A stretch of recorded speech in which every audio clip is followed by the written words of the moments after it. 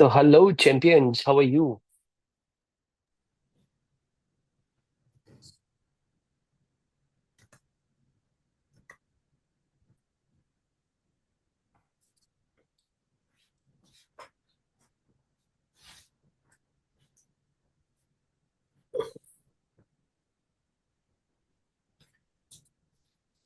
So, hello, champions. How are you? Welcome to the part two of this Facebook ad training program. I am sure कि आप सब ready हैं। वो 5 लाख रुपए की जो पहला माइलस्टोन है हमने जो अचीव करना है, हर महीने 5 लाख रुपए की इनकम जो क्रिएट करनी है, उसका पहला माइलस्टोन 5 लाख तक पहुंचने का।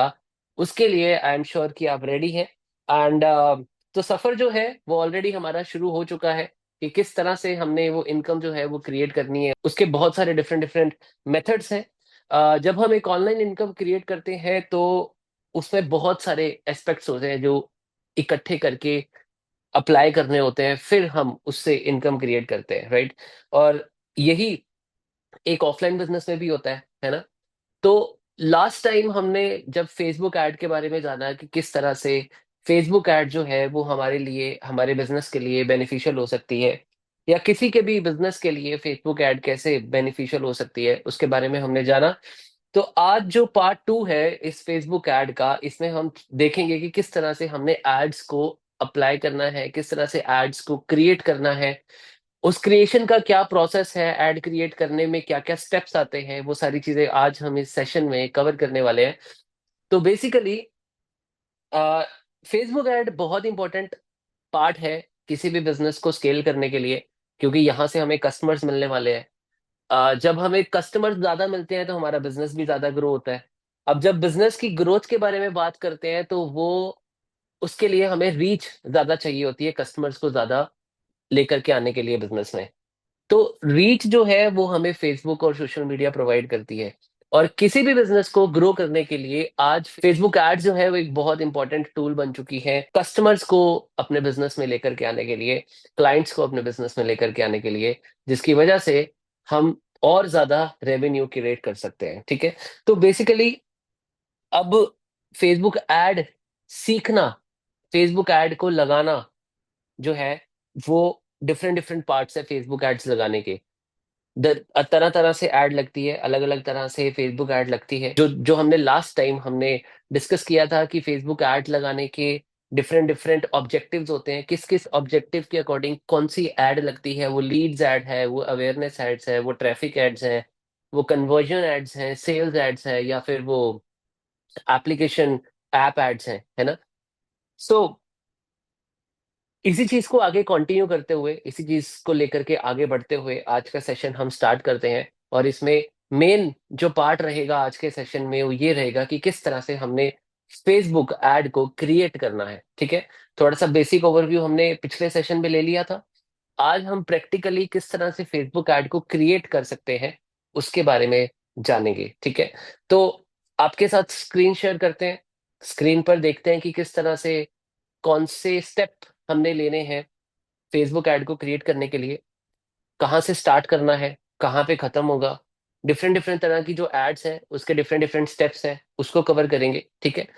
तो get ready guys, let's start this session with how to create a Facebook ad. तो बेसिकली जब आप फेसबुक ऐड के पैनल पे जाते हैं, यहां तक हमने पिछले सेशन में कवर कर लिया था। ठीक है। अभी इधर जब हम फेसबुक ऐड को क्रिएट करने जाएंगे तो यहाँ पर जो आपको बटन नजर आ रहा है ग्रीन कलर का, ये फेसबुक ऐड को क्रिएट करने के लिए है। ठीक है। तो इसके बाद जब हम फेसबुक ऐड इस बटन के ऊपर क्लिक करते हैं तो हमें डिफरेंट ऑब्जेक्टिव्स खुल जाते हैं, कैंपेन ऑब्जेक्टिव्स खुल जाते हैं, जिसमें अवेयरनेस एड्स है, ट्रैफिक एड्स है, एंगेजमेंट एड्स है, लीड्स एड है, ऐप प्रमोशन है, सेल्स है। ठीक है। अभी देखो, ये भी मैंने आपको पिछले सेशन में बताया था कि awareness add, traffic add, engagement add और लीड्स ऐड किस लिए काम आती है और किस लिए सेल्स ऐड और ऐप प्रमोशन एड्स जो है उनके क्या मोटिव होते हैं इनके पीछे, है ना।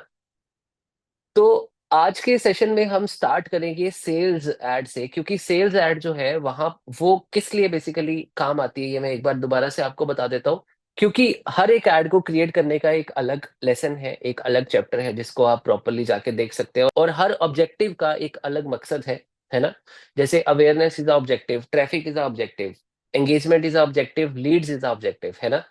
इनके नाम से ही आपको क्लियर हो रहा है कि क्या ऑब्जेक्टिव्स हैं, है ना। अभी जब सेल्स ऐड के ऊपर हम आते हैं, तो जो सेल्स वाला पार्ट है, सेल्स का ऑब्जेक्टिव होता है सेल्स को ज्यादा क्रिएट करना, है ना। ऑर्डर्स को लेकर के आना, कन्वर्जन्स को लेकर के आना। तो अगर आप एक कोई ई कॉमर्स बिजनेस है, ठीक है, आपके पास कोई एक प्रोडक्ट है और उसको आप ऑनलाइन प्रमोट करना चाहते हैं, ठीक है, और उसमें आपको सेल्स चाहिए, ऑर्डर्स चाहिए, कन्वर्जन्स चाहिए, है ना। तो उस केस में सेल्स ऐड को लगाया जाता है। लेकिन सिर्फ सेल्स ऐड ही नहीं लगाना होता। जरूरी नहीं है कि इसको सिर्फ और सिर्फ सेल्स ऐड से कन्वर्जन्स क्रिएट होती है। ये एक कॉम्बिनेशन को बना करके भी कन्वर्जन्स क्रिएट की जा सकती हैं, जैसे अवेयरनेस ऐड, जैसे ट्रैफिक एड्स या एंगेजमेंट एड्स को साइमल्टेनियसली साथ साथ रन करके और साथ में सेल्स ऐड रन करके सेल्स क्रिएट की जाती है। लेकिन आज के सेशन में मैं सिर्फ आपके साथ सेल्स एड्स के बारे में बात करने वाला हूँ कि किस तरह से सेल्स एड को क्रिएट किया जाता है। तो यहाँ पर क्लिक करके जब आप आगे बढ़ते हैं तो कंटिन्यू के ऊपर हमने क्लिक करना होता है। तो बेसिकली जब हम आगे बढ़ते हैं तो यहाँ पर ये वाली ऑप्शन आती है जहां पर हमें चूज करना होता है कि हमने एडवांटेज प्लस कैंपेन जो है वो चलानी है या मैनुअल कैंपेन चलानी है, ठीक है। अभी यहाँ पर एक कंफ्यूजन होगी हमें सबसे पहले एज अ बिगनर कि मैं सबसे पहले एडवांटेज प्लस कैंपेन चलाऊं या मैं मैनुअल कैंपेन चलाऊं, राइट। अभी जब हम एडवांटेज प्लस और मैनुअल कैंपेन के कंपैरिजन पे आते हैं, तो let's talk about a manual campaign and advantage plus campaign a bit here. तो तब हम एग्जैक्टली कंक्लूजन पे पहुंच सकते हैं कि हमें मैनुअल कैंपेन चलानी चाहिए सबसे पहले या एडवांटेज प्लस कैंपेन जो है वो चलानी चाहिए, ठीक है। तो सबसे पहले बात करते हैं मैनुअल कैंपेन के बारे में। जैसे कि नाम से ही हमें समझ आता है कि यहाँ पर सब कुछ आपके कंट्रोल में होता है, हम मैनुअली सारी चीजें करते हैं। जिसमें इसमें कोई की फीचर्स होते हैं जैसे कि ऑडियंस टारगेटिंग हो गया, एड्स की प्लेसमेंट हो गई, बजट और बिडिंग्स वगैरह हो गई, ठीक है। अब आप ऑडियंस टारगेट की बात करें तो मैनुअल कैंपेन में आप बिल्कुल डिसाइड कर सकते हैं एग्जैक्टली कि किस ऑडियंस को आपकी एड जो है वो वहां पर दिखनी चाहिए।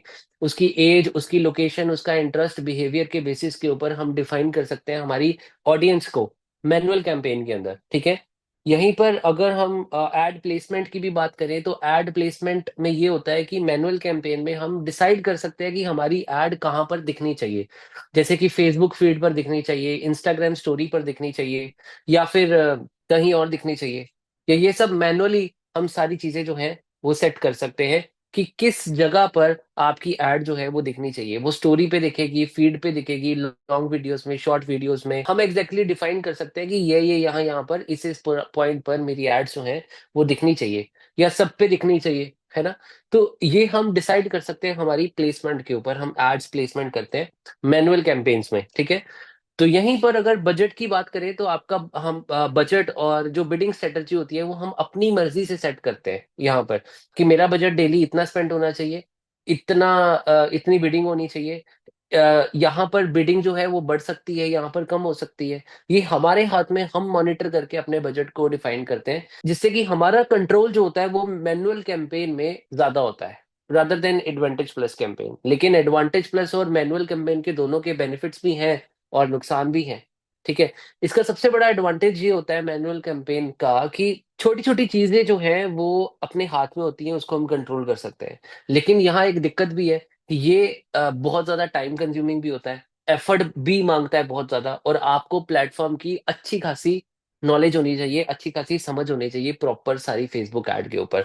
तो एक एक्सपीरियंस पर्सन जो है वो मैनुअल कैंपेन को ज्यादा बेटर तरीके से डिजाइन कर सकता है रादर देन एनी बिगनर, ठीक है। अब यहीं पर एक एडवांटेज प्लस कैंपेन के बारे में अगर हम बात करें तो अब यहाँ पर ये कैंपेन्स बिगनर के लिए बेसिकली ज्यादा इजी होती है, टाइम एफिशिएंट होती है, क्योंकि यहाँ पर सब कुछ एआई और मशीन लर्निंग के थ्रू ऑटोमेट किया जाता है, ठीक है। तो यहाँ पर किस तरह से जैसे ऑटोमेटेड टारगेटिंग्स हो जाती हैं, जैसे हम ऑडियंस की बात कर रहे थे तो ऑडियंस ऑटोमेटिकली टारगेट हो जाती है। फेसबुक खुद अपने हिसाब से डिफाइन कर लेता है कि इस प्रोडक्ट को कौन से सेगमेंट की ऑडियंस जो है वो परचेज कर पाएगी। एआई प्लेटफॉर्म डाटा को यूज करके, पुराने उसका जितना भी पूरा डाटा है, कितने सालों साल हो गए फेसबुक को काम करते हुए, अपने पूरे डाटा को यूज करके एक आइडियल ऑडियंस खुद डिफाइन कर लेती है आपके प्रोडक्ट के लिए कि इस तरह के प्रोडक्ट को ये वाली ऑडियंस जो है वो लाइक करेगी, या इस तरह के प्रोडक्ट में ये वाली ऑडियंस इंटरेस्ट रखती है, तो मुझे इन लोगों को ये एड्स जो है वो दिखानी चाहिए। ठीक है।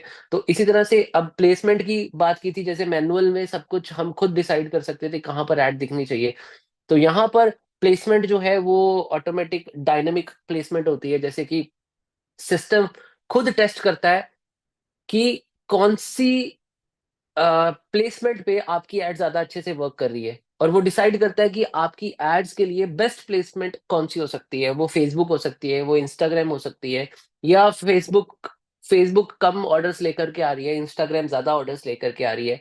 इंस्टाग्राम में अंदर जो उसके प्लेसमेंट्स होती है, जैसे रील्स होती हैं, स्टोरीज होती हैं, फीड्स होती हैं। अब फीड्स में ज्यादा अच्छे ऑर्डर्स आ रहे हैं आपके, या रील्स में ज्यादा अच्छे ऑर्डर्स आ रहे हैं, या स्टोरीज के थ्रू ज्यादा अच्छे ऑर्डर्स आ रहे हैं, तो ये सब चीजें खुद डिसाइड कर लेती है फेसबुक अपने डाटा के अकॉर्डिंग, कि अगर 10 लोग रील से ज्यादा अच्छे ऑर्डर आ रहे हैं, 10 ऑर्डर रील से आए, वहीं 2 ही ऑर्डर जो हैं वो फीड से आए हैं, तो वो देख लेगी कि पता चल जाएगा कि रील्स में ज्यादा अच्छे ऑर्डर्स आ रहे हैं, तो ज्यादा प्रमोट रील्स में वो करेगी उस एड को।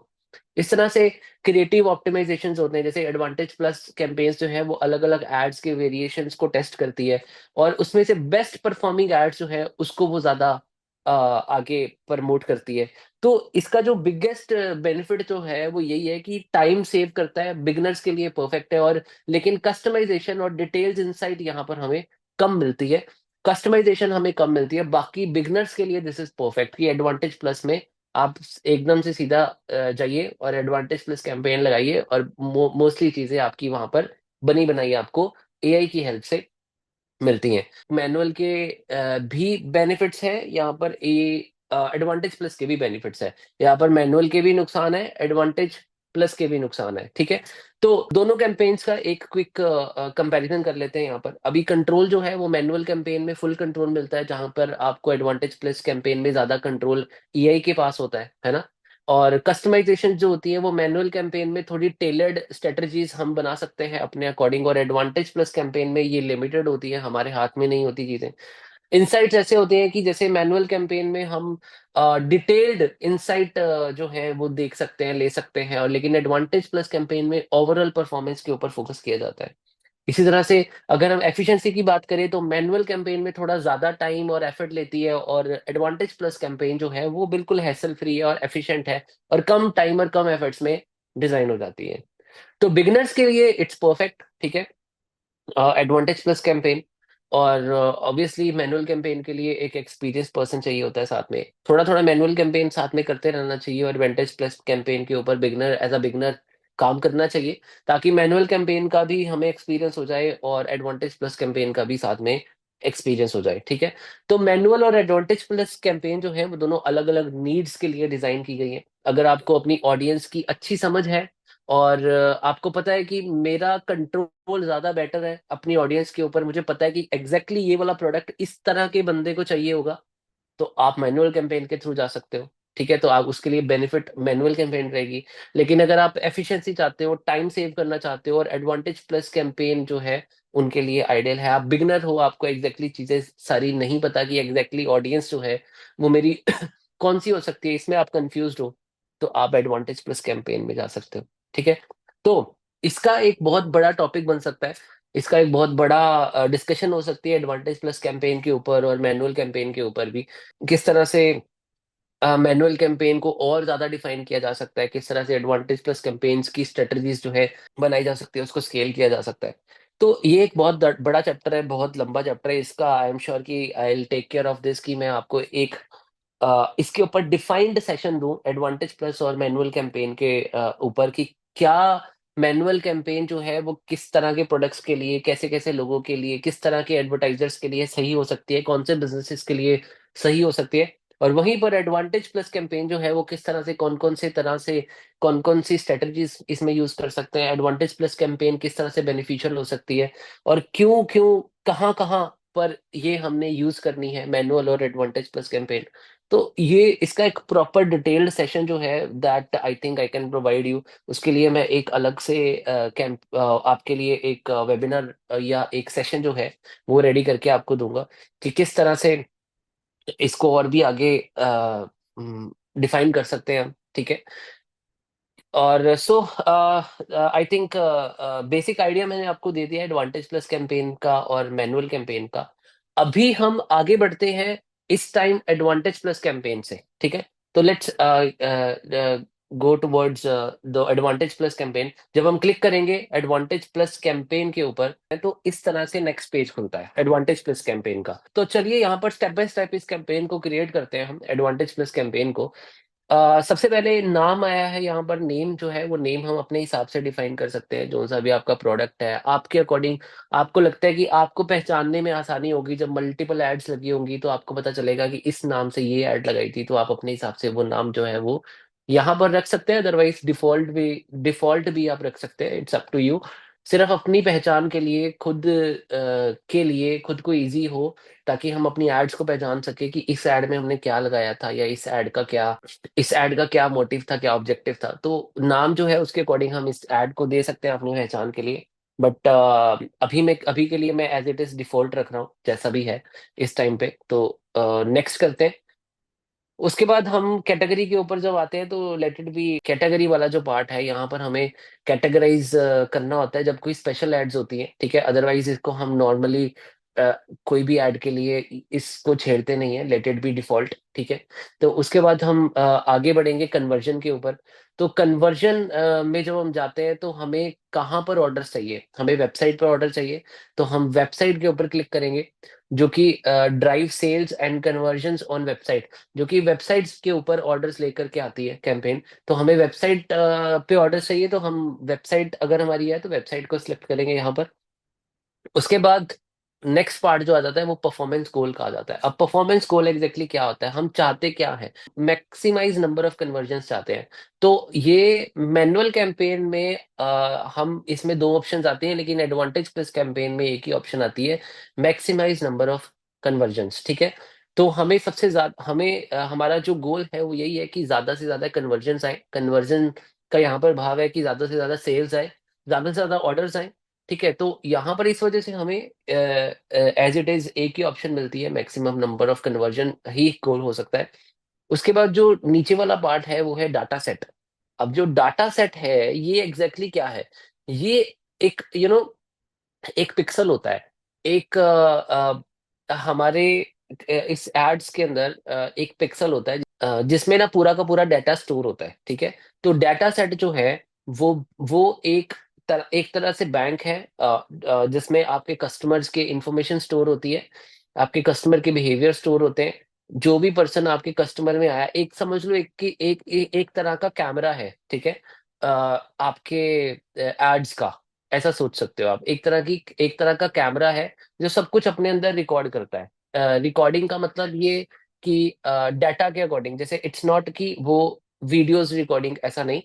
सिर्फ डाटा को रिकॉर्ड करता है कि कोई पर्सन अगर आपकी वेबसाइट पे आया तो कितनी देर तक वो आपकी वेबसाइट पर बैठा है, कितना टाइम उसने स्पेंड किया है, कितना ज्यादा वो एंगेज हुआ है आपकी वेबसाइट से, या फिर कौन से बटन पे उसने क्लिक किया है, वो परचेज पे क्लिक किया है उसने, या उसने परचेज कर दी है या नहीं की, या अभी ऐड टू कार्ट के ऊपर क्लिक किया है, या कौन से प्रोडक्ट को वो आपकी एड्स के ऊपर, कौन से प्रोडक्ट के ऊपर उसने ज्यादा टाइम स्पेंड किया है। ये सारी चीजें जो है वो पूरी की पूरी डाटा सेट के अंदर रिकॉर्ड होती है। इसके लिए एक कोड होता है जो आपकी वेबसाइट के साथ करेक्ट कनेक्ट होता है। आपकी वेबसाइट और आपका जो एड्स का डाटा सेट होता है वो आपस में कनेक्ट हो जाता है। अब डाटा सेट वाला जो कोड होता है उसको हम पिक्सल बोलते हैं। तो डाटा सेट और वेबसाइट को कनेक्ट करने के लिए पिक्सल की रिक्वायरमेंट होती है। तो वो पिक्सल जो है वो डाटा सेट को और आपकी वेबसाइट को आपस में कनेक्ट करता है, ठीक है। तो जितना कुछ भी आपकी वेबसाइट पे एक्टिविटीज हो रही है वो सारी की सारी एक्टिविटीज जो है वो डाटा सेट अपने अंदर रिकॉर्ड करता है। इस डाटा सेट का मेन मकसद क्या होता है, इस डाटा सेट का मेन मकसद होता है आपकी एड्स को ऑप्टिमाइज करना। मतलब सही कस्टमर तक आपकी एड्स को बार बार पहुंचाना। जितने भी लोग आपकी एड्स को देख करके लोग ऑर्डर प्लेस कर रहे हैं, उस ऑर्डर जो लोग ऑर्डर प्लेस कर रहे हैं उनको पहचानना कि कैसे कैसे लोग जो हैं आपके एड्स के ऊपर और आपकी एड्स के थ्रू ऑर्डर प्लेस कर रहे हैं। तो जब उनकी पहचान डाटा सेट को मिल जाती है तो वैसे ही बहुत सारे और लोगों को वो आपके एड्स को दिखा सकता है। और उसके बाद रीटारगेटिंग के टाइम काम आती है। जिस तरह से लेट्स से कि आज 10,000 लोगों ने आपकी एड्स को देखा और 10,000 लोगों में से 5,000 लोगों ने आपके प्रोडक्ट के ऊपर इंटरेस्ट दिखाया, तो जो इंटरेस्ट दिखाया लेकिन अभी बाय नहीं किया उन्होंने, तो डेटा सेट को पता होता है कि इन 5,000 लोगों ने आपके प्रोडक्ट में इंटरेस्ट दिखाया, तो हम इसको दोबारा से रीटारगेट करके दोबारा से इनको अप्रोच कर सकते हैं प्रोडक्ट को लेके। अगर उन्होंने आज नहीं बाय किया, तो अगर हम बार बार कल परसों दिखाएंगे, आज के दिन कल के दिन दोबारा से उनको ऐड दिखेगी, तो चांसेस जो है उनके बाय करने के बढ़ जाएंगे। तो ये पूरा का पूरा डाटा जो है वो स्टोर होता है कस्टमर्स का या व्यूअर्स का, जो उनका बिहेवियर है वो स्टोर होता है डाटा सेट के अंदर। इसमें अलग अलग सेक्शंस होते हैं। अभी अभी यहाँ पर ये भी डाटा सेट इसलिए भी काम आता है कि ट्रैक करने के लिए, पिक्सल इसलिए भी काम आता है एग्जैक्टली ट्रैक करने के लिए, परचेज को ट्रैक करने के लिए। लेट्स से कि अगर आज 50 ऑर्डर्स आपके सेल और उस पे आए हैं, ठीक है, वेबसाइट पे आए हैं, तो इसको कैसे पता चलेगा, फेसबुक एड्स को कैसे पता चलेगा कि आपके वेबसाइट पे एड्स के थ्रू 50 ऑर्डर आए हैं? तो वो जो एड्स के थ्रू 50 ऑर्डर आए हैं ना, उसको वो पिक्सल के साथ लिंक करता है। जितने भी ऑर्डर्स आए हैं, आपको कन्वर्जेंस दिखा देगा कि इस एड के थ्रू इतने ऑर्डर्स टोटल आए हैं। ठीक है, तो पिक्सल कैसे बनता है, कनेक्ट कैसे करना है, इसके लिए अलग हम सेशन आपके साथ प्रैक्टिकली प्लान किया है हमने, तो उसमें हम आपको बताएंगे सारी चीजें। एंड अभी के लिए मैं आपको वापस एक ओवरव्यू दे रहा हूँ एड्स का। तो आगे बढ़ते हैं यहाँ से। ये जो कन्वर्जन इवेंट है, ये जो इवेंट्स है ना, यहाँ ये डिफरेंट डिफरेंट इवेंट्स है। लेट्स से कि जैसे परचेज इवेंट है, तो हमें यहाँ पर ऐड टू कार्ट इवेंट है, हमें यहाँ देख रहे हैं हम यहाँ पर add to wish list event है, ऐड पेमेंट इंफॉर्मेशन है ना। तो ये इवेंट्स जो है ये अलग अलग तरह से इवेंट्स काम आते हैं। हमें बेसिकली क्या चाहिए वो यहाँ पर हम डिफाइन करते हैं कि हमें परचेज चाहिए। तो परचेज जितनी भी होंगी वो सारी काउंट होंगी, तब जाके जब हम परचेज के ऊपर क्लिक करेंगे, तो परचेज को सिलेक्ट करेंगे तो परचेजेस काउंट होगी, है ना। अगर हम ऐड टू कार्ट के ऊपर सिलेक्ट करेंगे तो हमें पता चलेगा कि टोटल ऐड टू कार्ट कितने हुए। तो हम इस कैंपेन को एक गोल दे रहे हैं कि मेरे लिए कन्वर्जन क्या है, मेरे लिए कन्वर्जन एक है परचेज, ठीक है। अगर किसी के लिए एक कन्वर्जन है डोनेशन, तो वो डोनेट जब तक नहीं होगा तब तक वो एक कन्वर्जन काउंट नहीं होगी, जब तक परचेज नहीं होगी तो एक परचेज काउंट नहीं होगी।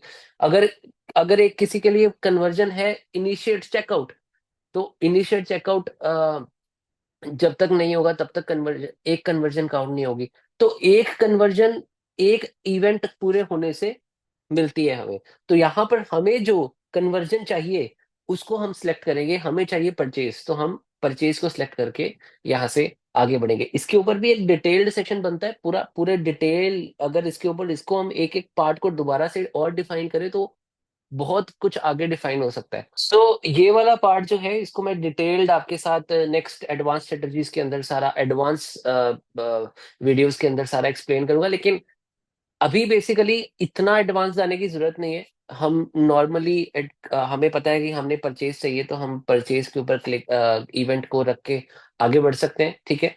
तो उसके बाद यहाँ पर कॉस्ट पर रिजल्ट गोल है नीचे। अब ये कॉस्ट पर रिजल्ट गोल एग्जैक्टली क्या है? अब कॉस्ट पर रिजल्ट गोल का मतलब ये है कि आपकी एवरेज कॉस्टिंग क्या आप मान समझते हो। लेट्स से कि मुझे एक प्रोडक्ट को बेचना है, और उस प्रोडक्ट को बेचने के खर्चा जो है एड्स के ऊपर आना चाहिए 100 रुपए।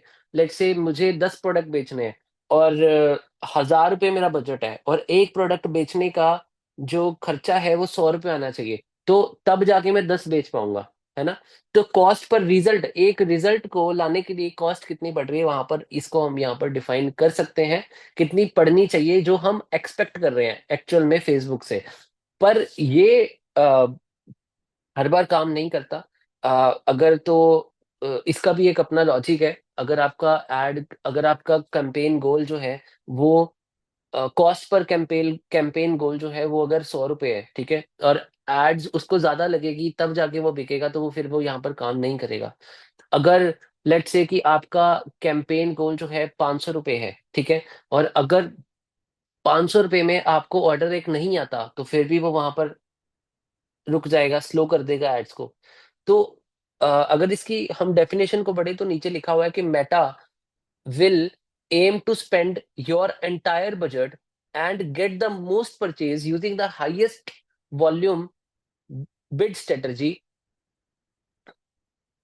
If keeping the average cost per result around a certain amount is important, enter the cost per result goal। ठीक है। अभी अब इसका एग्जैक्टली मतलब क्या है, ठीक है। लेट्स से कि एक कॉस्ट पर रिजल्ट गोल का एक एग्जैक्टली मतलब ये है कि आप एक टारगेट सेट करते हो कि हर रिजल्ट के लिए इतना पैसा खर्च होना चाहिए, राइट। अब रिजल्ट कुछ भी हो सकता है, जैसे एक लीड, एक क्लिक या एक परचेज इतने में आनी चाहिए। फॉर एग्जाम्पल अगर आप डिसाइड करते हो कि एक लीड के लिए 100 रुपए स्पेंड करना चाहते हो आप, ठीक है, तो ये प्लेटफॉर्म आपकी एड्स को इसी गोल के आसपास ऑप्टिमाइज करने की कोशिश करेगा। 100 रुपए के अंदर अंदर एक लीड लाने की कोशिश करेगा, या 100 रुपए के अंदर अंदर एक परचेज लाने की कोशिश करेगा, और उसको उसके अमाउंट के अराउंड ही ऑप्टिमाइज करेगा, ठीक है। तो एग्जैक्टली ये कैसे काम करता है, जैसे एक एड कैंपेन है, सो ये बेसिकली एक स्ट्रेटजी है, ठीक है, जो कि एक बिगनर्स और एक्सपीरियंस्ड एडवर्टाइजर्स के लिए भी यूजफुल हो सकती है। यहाँ पर हमें ध्यान जो रखना होता है वो ये रखना होता है कि ओवर एग्रेसिव गोल्स हमें सेट नहीं करने होते, वरना हमारी एड्स जो है वो सही ऑडियंस तक नहीं पहुंच पाएगी। परफॉर्मेंस को मॉनिटर करते रहना है, और एड्स को ऑप्टिमाइज करने के लिए बेटर क्रिएटिव्स, प्लेसमेंट्स और ऑडियंस टारगेटिंग के साथ हम इस चीज को ऑप्टिमाइज कर सकते हैं। यहाँ पर बेसिकली कॉस्ट पर रिजल्ट गोल एक स्मार्ट अप्रोच हो सकती है कैंपेन्स को ज्यादा इफेक्टिव बनाने के लिए। अगर आपका बजट लिमिटेड है और आप एक स्पेसिफिक कॉस्ट के ऊपर रिजल्ट चाहते हो, तो ये स्ट्रेटजी आपके काम आ सकती है, ठीक है। अब ये तो मैं एक शॉर्ट में आपको मैंने ओवरव्यू बता दिया तो किस तरह से जो ये सीपीआर है वो काम करता है, कॉस्ट पर रिजल्ट जो है वो काम करता है। ओके, सो इसके साथ साथ इसके डिसएडवांटेजेस भी हैं सीपीआर के। कॉस्ट पर रिजल्ट गोल जो है, अगर लेट्स से कि हम यहाँ पर कॉस्ट पर रिजल्ट गोल रख देते हैं, ठीक है, इसके डिसएडवांटेज क्या हो सकते हैं। अगर सीपीआर गोल जो है वो बहुत लो है आपका, तो वो एड्स की रीच को रिस्ट्रिक्ट कर सकता है, स्पेशली जब कॉम्पिटिटिव इंडस्ट्री में हो आप, ठीक है। ज्यादा लोगों तक आपकी एड्स नहीं दिखा पाएगा। अगर लो सीपीआर गोल है आपका, ठीक है, अगर आपने कम कॉस्ट पर रिजल्ट जो है वो चूज किया हुआ है, अब फ्लेक्सिबिलिटी कम हो जाती है यहाँ पे, ठीक है। तो हम स्ट्रिक्टली प्लेटफॉर्म को ऑर्डर देते हैं कि आप, जैसे फेसबुक को ऑर्डर देते हैं कि आप इसके ही अराउंड ऑप्टिमाइज करो इसको, ठीक है। तो वहां पर हाई वैल्यू अपॉर्चुनिटीज जो है वो मिस हो जाती हैं। तो लो क्वालिटी रिजल्ट्स भी जो है वो यहाँ पर हो सकते हैं, सस्ते रिजल्ट्स मिल सकते हैं, लेकिन लीड्स या कन्वर्जन्स कम क्वालिटी के हो सकते हैं, ठीक है। इसी तरह से लॉन्ग लर्निंग फेज चाहिए इसको, ठीक है। अनरियलिस्टिक जो सीपीआर गोल्स होते हैं वो कैंपेन की लर्निंग फेज लंबा खींच लेते हैं बहुत, ठीक है। परफॉर्मेंस स्लो हो जाती है। आपने एक एक ऑर्डर आता है बेसिकली नॉर्मली लेट से 200 रुपए के सीपीआर पे, ठीक है। और आपने रख दिया वहां पर सीपीआर का गोल 100 रुपए। अब वो 100 रुपए में स्ट्रगल करेगा कि 100 रुपए में ही इस ऑर्डर को लेकर के आना है। अब जब 100 रुपए में इस ऑर्डर को लेकर के आना है, तो होगा क्या कि वो धीरे धीरे लर्निंग फेज में ही रहेगा, क्योंकि पैसे स्पेंड ज्यादा कर नहीं पा रहा, लर्निंग फेज में जाता जा रहा है। तो ऑर्डर्स कम आ रहे हैं, तो जितने ऑर्डर्स कम आएंगे उतने ही लर्निंग फेज का टाइम जो है वो लंबा हो जाएगा, ठीक है। तो यहाँ पर लॉन्ग लर्निंग फेज जो है वो हमें मिल सकता है, ठीक है। अंडर परफॉर्मेंस रिस्क हो सकता है, लो सीपीआर गोल्स की एड्स से डिलीवरी जो है वो कम होती है, कम इंप्रेशंस जाते हैं। तो इस वजह से ये भी एक डिसएडवांटेज यहाँ पर हमें फेस करना पड़ सकता है। और ये जो अप्रोच है ना, ये डाटा के बिना सेट नहीं होती है सही सही तरीके से। जैसे सही सीपीआर सेट करने के लिए हमें मुश्किल हो सकती है, बिकॉज अगर हमारे पास एक प्रॉपर डाटा और उस इंडस्ट्री की नॉलेज नहीं है तो, ठीक है। तो यहाँ पर हमें जो है सीपीआर जो है वो बिगिनर्स के लिए इट्स नॉट एडवाइजेबल कि अभी सारी चीजें सीपीआर के थ्रू करो, अगर आपके पास एक्चुअल में एग्जैक्टली पता नहीं है कि सीपीआर हमें किस सीपीआर के ऊपर हमें ऑर्डर्स आने चाहिए, ठीक है। तो इसका भी मैं अलग से आपको सेशन जरूर दूंगा, जिसमें कि हम ये जान पाएंगे कि क्या सीपीआर होना चाहिए तो इसके बारे में भी हम अलग से एक सेशन के ऊपर काम करेंगे, डिटेल्ड आपको पूरी इंफॉर्मेटिव वीडियो जो है वो मैं आपको प्रोवाइड करूंगा regarding the CPR, just only regarding the CPR, ठीक है। सो अब कंक्लूजन इसमें क्या निकलता है कि सीपीआर गोल जो है वो यूजफुल हो सकता है, लेकिन वाइजली सेट करना जरूरी है, वरना परफॉर्मेंस जो है उसकी क्वालिटी जो है, और परफॉर्मेंस की क्वालिटी और परफॉर्मेंस खुद, दोनों चीजें इफेक्ट यहाँ पर हो सकती हैं, ठीक है। सो इस वजह से अभी स्टार्टिंग में सीपीआर को हम जो है यहाँ पर नहीं रखते हैं, ठीक है। सीपीआर को हम यहाँ पर डिफाइन नहीं करते हैं स्टार्टिंग में। तो इसी तरह से सीपीआर को ऐसे ही ब्लैंक छोड़ के आगे बढ़ते हैं। यहाँ पर जो ऑडियंस वाला पार्ट आ जाता है, तो ऑडियंस तो ऑब्वियसली फिर हमने ये जाना ही था कि एडवांटेज प्लस कैंपेन में ऑडियंस जो है वो हम मैनुअली नहीं डिफाइन करते, हम एडवांटेज प्लस कैंपेन में ऑटोमेटिक ऑडियंस जो है वो खुद डिफाइन करती है। तो एक ऑप्शन यहाँ पर हमें मिलती है कि हमने किस जगह पर दिखानी है, ठीक है, कौन सी लोकेशन पे अपनी एड्स को दिखानी है, वो यहाँ पर आप डिफाइन कर सकते हैं। बाकी ऐसे ही रहेगा, इसमें हम इंटरेस्ट, बिहेवियर, डेमोग्राफी, ये सब दिखाने की जरूरत नहीं पड़ती, ठीक है। And then let's go towards the next part. अब यहाँ पर बजट का ऑप्शन है, ठीक है। अब बजट में there are two type of budgets, एक डेली बजट और एक लाइफ टाइम बजट, ठीक है। अब एग्जैक्टली क्या है डेली बजट और लाइफ टाइम बजट, इसका थोड़ा सा इसके बारे में जानते हैं कि क्यों लाइफ टाइम बजट चूज करना चाहिए और क्यों डेली बजट चूज करना चाहिए। तो यहाँ पर जानते हैं कि ये क्यों एक इम्पॉर्टेंट कॉन्सेप्ट है, ये समझना जरूरी है कि हमें डेली बजट पे जाना चाहिए या हमें लाइफ टाइम बजट पे जाना चाहिए, ठीक है। बेसिकली लाइफ टाइम बजट और डेली बजट का जो डिफरेंस है वो क्या है, उसके बारे में थोड़ा सा पहले जान लेते हैं। ये दोनों एक एड बजटिंग के एक पॉपुलर ऑप्शन है, ठीक है। इनका जो यूज है वो अलग अलग सिचुएशन में होता है, ठीक है। तो let's understand in detail about this. जैसे लाइफ टाइम बजट की अगर हम बात करें तो सबसे पहले लाइफ टाइम बजट पे आते हैं। तो लाइफ टाइम बजट एक टोटल अमाउंट होता है जो आपको अपने पूरे कैंपेन गोल्स या पूरे कैंपेन के टाइम ड्यूरेशन के लिए सेट होता है, ठीक है। अभी इसमें प्लेटफॉर्म, इसमें क्या होता है, इसमें प्लेटफॉर्म जो है वो, प्लेटफॉर्म अगर मैं बोल रहा हूँ तो दैट मीन्स फेसबुक, ठीक है। इसमें क्या होता है कि जो फेसबुक प्लेटफॉर्म है वो अपने एआई और एल्गोरिदम्स का यूज करके स्पेंडिंग को ऐसे एडजस्ट करते हैं जैसे आपको, जिससे आपको मैक्सिमम परफॉर्मेंस मिले, ठीक है। जैसे अगर एक हम एग्जांपल है यहाँ पर, अगर आप एक 10 दिन का कैंपेन रन कर रहे हो, ठीक है, और उसका बजट है 10,000 रुपए, लाइफ टाइम बजट आपने सेट किया 10,000 रुपए, तो प्लेटफॉर्म हर दिन 1,000 रुपए स्पेंड नहीं करेगा। वो कभी 800 रुपये स्पेंड करेगा, कभी 1,200 रुपये स्पेंड करेगा, depending upon the performance of the ad, ठीक है। अब यहीं पर अगर डेली बजट होता है तो वो ऐसा नहीं होता, उनका फिक्स्ड स्पेंड एक्सपेंडिचर होता है, ठीक है। उनका फिक्स्ड स्पेंडिंग होती है। अब यहाँ पर अगर देखें तो इस किस किस तरह से इसको हम बेस्ट यूज इसका ले सकते हैं। एक्चुअली ये उन कैंपेन्स के लिए परफेक्ट है जो लॉन्गर ड्यूरेशन के लिए चल रहे होते हैं, ठीक है, जिसमें परफॉर्मेंस फ्लक्चुएट हो सकती है। लेकिन जैसे फेस्टिव सीजन या बिग सेल्स कैंपेन में फ्लक्चुएशन आ सकती हैं, लेकिन वो लॉन्गर टर्म में चल रही होती है, ठीक है। यहाँ पर प्लेटफॉर्म हाई परफॉर्मिंग डेज पर ज्यादा इन्वेस्ट करता है आपकी बिहाफ पे, और आपको मैनुअली डेली बजट एडजस्ट करने की जरूरत नहीं पड़ती, यहाँ पर बजट ऑटोमेटिकली ऑप्टिमाइज हो जाता है, ठीक है। इसके डिसएडवांटेजेस ये भी होते हैं कि जैसे डेली स्पेंडिंग का जो कंट्रोल है आपके हाथ में नहीं होता, डेली जितना भी स्पेंड कर रहा है वो आपके हाथ में कंट्रोल नहीं है, ठीक है। तो और दूसरा, शॉर्ट कैंपेन्स के लिए ये इफेक्टिव नहीं है, ये लॉन्ग टर्म कैंपेन्स के लिए इफेक्टिव होता है। इसी तरह से अगर हम डेली बजट पर आए, ठीक है, तो डेली बजट में क्या होता है एग्जैक्टली, डेली बजट में अब एक फिक्स्ड अमाउंट होता है, ठीक है, जो आप डिसाइड करते हो कि वो फेसबुक या आपका जो प्लेटफॉर्म उस एड को रन कर रहा है वो पूरे दिन में उतना ही स्पेंड करे, ठीक है। जैसे अगर आपने 1,000 रुपए डेली का बजट रखा है, ठीक है, तो प्लेटफॉर्म जो है वो पूरे दिन में सिर्फ 1,000 रुपए तक ही स्पेंड कर सकता है और पूरे 1,000 रुपए स्पेंड करेगा, ठीक है।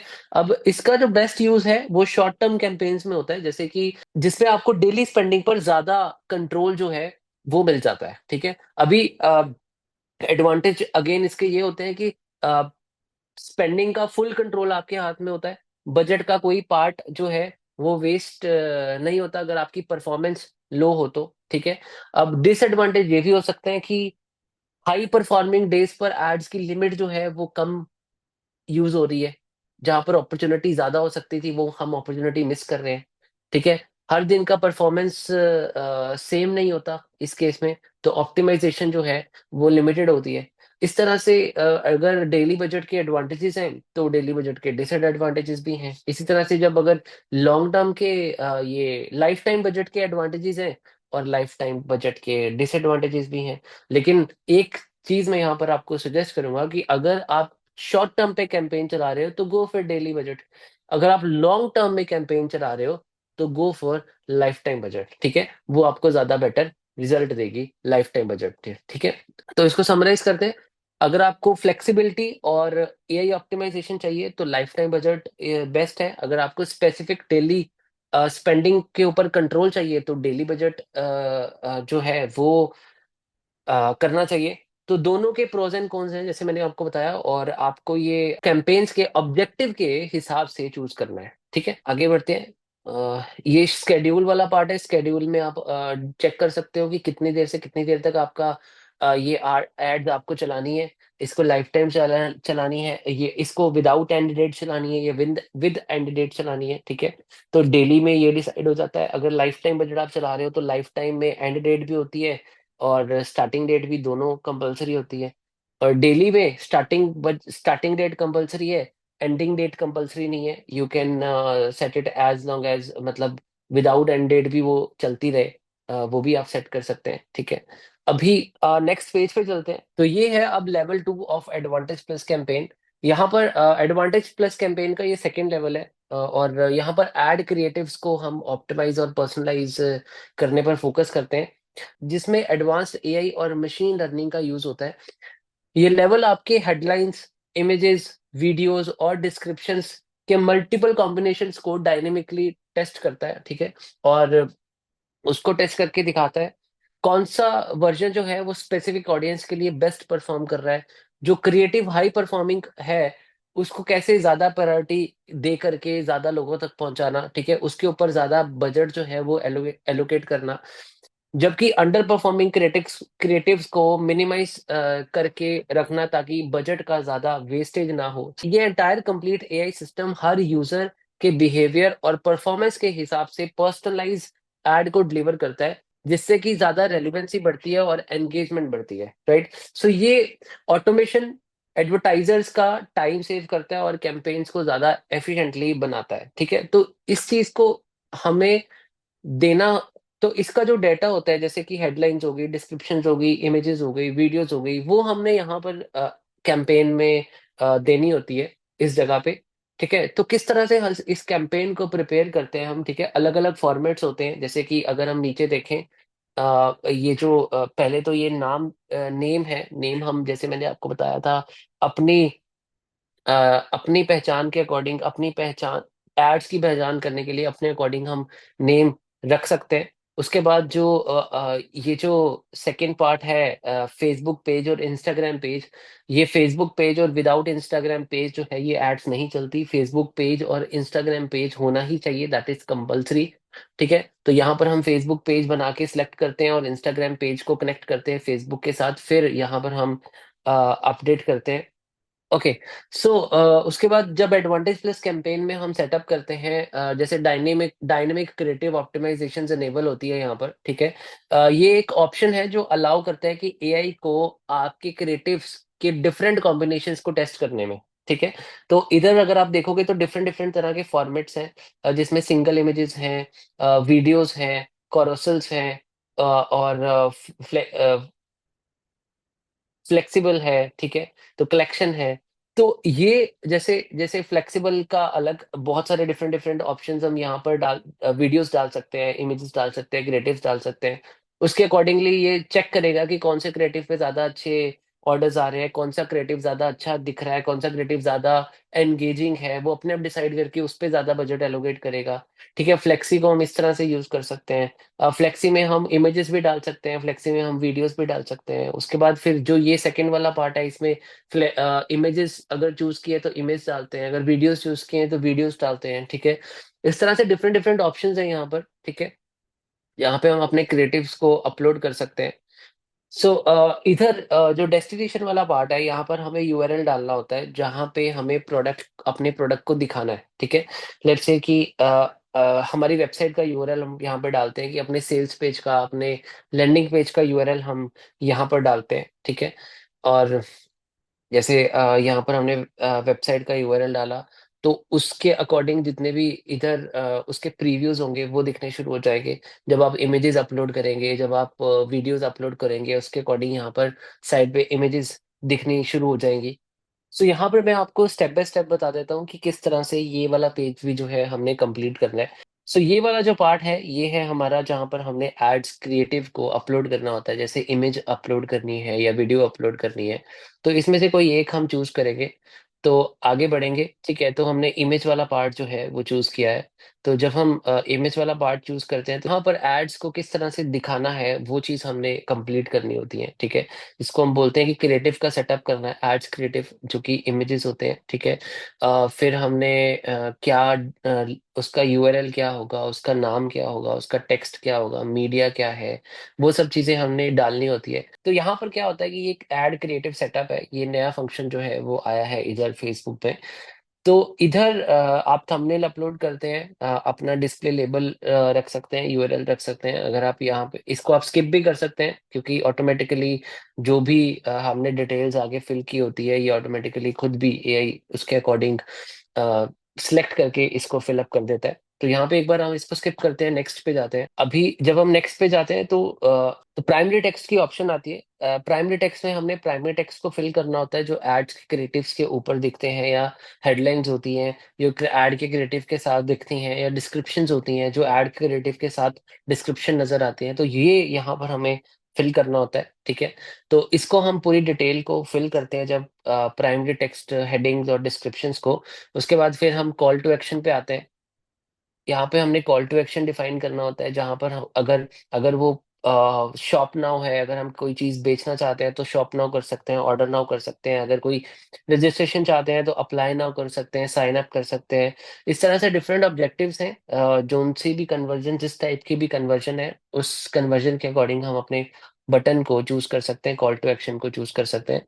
तो यहाँ पर एक बार हम जैसे ऑर्डर नाउ पे क्लिक करके और नेक्स्ट कर सकते हैं, या शॉप नाउ पे क्लिक करके नेक्स्ट कर सकते हैं। यस, तो इस जगह पे हमने मीडिया को अपलोड करना होता है। जैसे कोई अगर प्रोडक्ट है तो प्रोडक्ट की इमेज या वीडियो जो है वो यहाँ पर हम अपलोड करते हैं। तो यहाँ पर आपकी एल्बम खुल जाती है। अगर यहाँ इसके अंदर इमेजेस आपके नहीं है तो आप अपने पीसी से या अपने लैपटॉप से इंपोर्ट करते हैं, अपलोड करके फिर वो सिलेक्ट करते हैं, तो देन नेक्स्ट करते हैं, तो मीडिया जो है वहां पर अपलोड हो जाता है। ठीक है, अभी हम नेक्स्ट करते हैं। यहाँ पर ये है कि अगर इमेज को ऑप्टिमाइज करना है तो आप यहाँ पर क्रॉप कर सकते हैं, otherwise AI will help you to do that, वो खुद भी कर लेगा। तो इसको लेट इट बी डिफॉल्ट पे करके, ओरिजिनल पे करके हम नेक्स्ट करते हैं। तो अब ये जो पार्ट है वो इंट्रोड्यूस हुआ है फेसबुक में कि आप एआई के अकॉर्डिंग थोड़े अपने क्रिएटिव्स को चेंज कर सकते हैं, क्रिएटिव्स को रिक्रिएट कर सकते हैं। जैसे कि हमने देखा कि यहाँ पर उसने डिफरेंट डिफरेंट बैकग्राउंड्स के साथ क्रिएटिव के सजेस्ट कर दिया है कि ये वाली बैकग्राउंड अच्छी लग रही है या ये लग रही है। वो आप अपने अकॉर्डिंग डिफरेंट डिफरेंट बैकग्राउंड के साथ या सभी वेरिएंट्स जो है वो भी आप सिलेक्ट कर सकते हैं। ठीक है, तो एआई जो है यहाँ पर वो हेल्प करती है आपके प्रॉपर कि किस तरह से आपकी एड जो है वो मैक्सिमम तरीके से ऑप्टिमाइज हो सकती है, बेस्ट पॉसिबल वे में ज्यादा से ज्यादा रिजल्ट्स आ सकते हैं।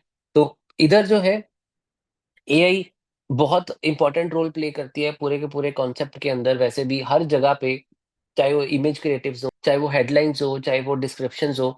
तो अभी जो है एआई ने मोस्टली सारी चीजें बहुत आसान कर दी है। तो ये भी एक ऑप्शन इसमें आ गया है कि आप इमेजेस के डिफरेंट वेरिएशंस जो है वो रेडी कर सकते हैं एआई की हेल्प से।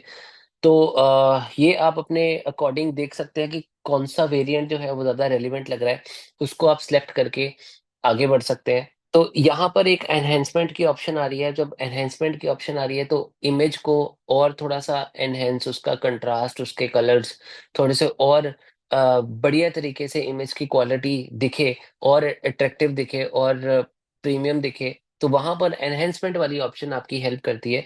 तो ये भी अगर आप एआई की हेल्प से ऑप्टिमाइज करना चाहते हैं तो you can do that over here. इसको सिलेक्ट करके फिर हम आगे बढ़ते हैं। तो इस जगह पे आप हेडिंग फिल करते हैं, प्राइमरी टेक्स्ट फिल करते हैं। ठीक है, कौन कौन सी किस किस तरह की हेडिंग होनी चाहिए, कौन सी तरह के प्राइमरी टेक्स्ट होने चाहिए, किस तरह की डिस्क्रिप्शन होनी चाहिए। तो इसका भी पार्ट जो है वो मैं डिटेल में आपके साथ कंप्लीट डिस्कस करूंगा कि किस तरह से आप एक बहुत अच्छी कॉपी राइटिंग कर सकते हैं, किस तरह से हम चैट चैट जीपीटी का यूज कर सकते हैं यहाँ पर सारे कंटेंट को लिखाने के लिए। आपको ज्यादा सिर्फ खुद पे इस जगह पे काम करना है आपने कि किस तरह से हम एआई की हेल्प से बेटर कंटेंट जो है वो लिखवा सके, एआई की हेल्प से ज्यादा अच्छी कॉपी राइटिंग जो है वो करवा सके। अगर आप खुद भी करते हो तो किस तरह से एआई की हेल्प से आप उसको और ज्यादा रिफाइन कर सके। तो इस जगह पे आपने थोड़ा सा ध्यान देना है। तो ये वाले जितने भी आप स्टेप्स हैं वो अगर आप कंप्लीट कर लेते हो तो एड्स जो है हमारी पब्लिश होने के लायक हो जाती है, हम एड्स को पब्लिश कर सकते हैं। तो ये एक थोड़े से स्टेप्स थे जो कि हम फॉलो करके अपनी एड्स को पब्लिश कर सकते हैं एडवांटेज प्लस कैंपेन में। लेकिन एड्स का सबमिट करना प्रैक्टिकली, इसको किस तरह से एआई की हेल्प से डिस्क्रिप्शंस लिखनी, किस तरह से हमने कॉपी राइटिंग करनी, किस तरह से हमारे सेल्स पेज डिजाइन होंगे, ये सारी चीजें मैं आपके साथ डिटेल्ड में डिस्कस करने वाला हूँ।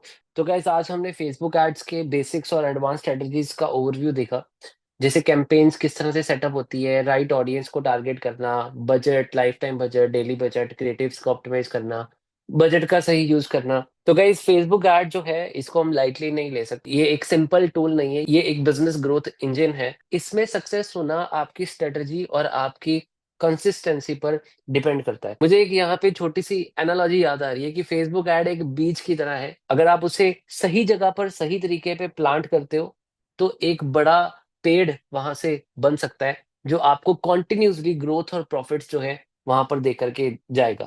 अब इसके बाद हम और ज्यादा डिटेल्ड में जानेंगे कि किस तरह से एक्शनेबल स्टेप्स जो हैं वो लिए जा सकते हैं, जो आप आगे इम्प्लीमेंट करेंगे। ठीक है, एक्सपेरिमेंट करेंगे हम, छोटे कैंपेन्स को रन करेंगे और अपने एड्स के साथ एक्सपेरिमेंट्स करना चालू करेंगे।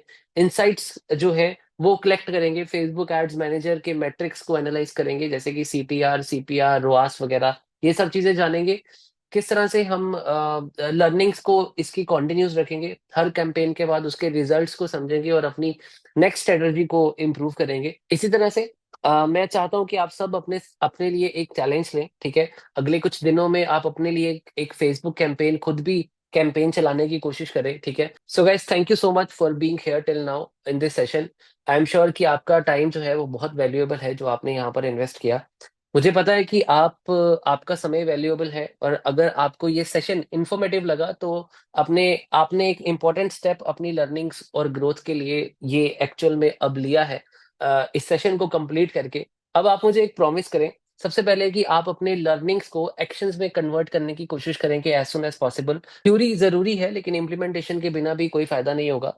तो स्मॉल से स्टार्ट करके हर एक स्टेप को लें और कंसिस्टेंटली ग्रो करें। मैं इस जर्नी में आपके साथ हूँ, so don't hesitate to reach out to our support. Thank you so much for being part of this session. आप सभी को फेसबुक एड्स में सक्सेस के लिए मेरी तरफ से बेस्ट विशेस हैं। तो मिलते हैं आपके रिजल्ट्स के लिए अगले सेशन में। So have a amazing day and keep growing guys. तो see you guys in the next session with a more practical implementation. Till then, have a amazing time and keep growing, guys.